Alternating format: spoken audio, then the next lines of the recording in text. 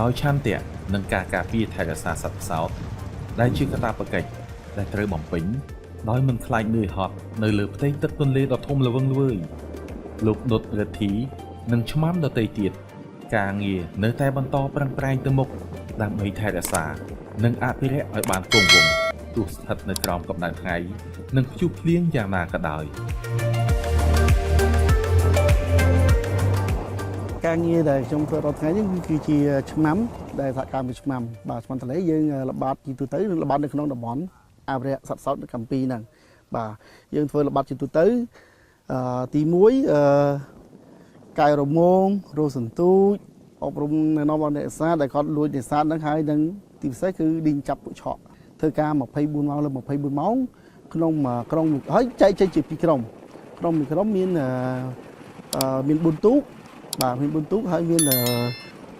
1ទូកប្រចាំការនិង3ទូកទៀតយើងធ្វើការល្បាតបាទយើងឆ្លាស់ផ្លោគ្នាទៅបើសិនជាគាត់ធ្វើអ្នកនឹងធ្វើថ្ងៃអញ្ចឹងអាចអ្នកទៀតធ្វើយប់បាទការងារល្បាតនៅក្នុងតំបន់យើងជាហោហាយយើងធ្លាប់បានចាប់នៅបទល្មើសបាទយើងចាប់បទល្មើសយើងបានបញ្ជូនសំណុំរឿងទៅតុលាការខ្ញុំផ្ទាល់ជាអ្នកខេត្តកញ្ចេះអញ្ចឹងសោតរបស់ខ្ញុំគឺនៅក្នុងខេត្តកញ្ចេះដែរអញ្ចឹងខ្ញុំទោះយ៉ាងម៉េចដល់ក៏នៅតែការពារសម្រាប់ប្រជាពលរដ្ឋដែលគាត់រស់នៅក្នុងតំបន់នេះកាលណាដែលផ្សោតបាត់បង់គឺខ្ញុំមួយគឺមានអារម្មណ៍ថាសោកស្ដាយបំផុតសម្រាប់អ្វី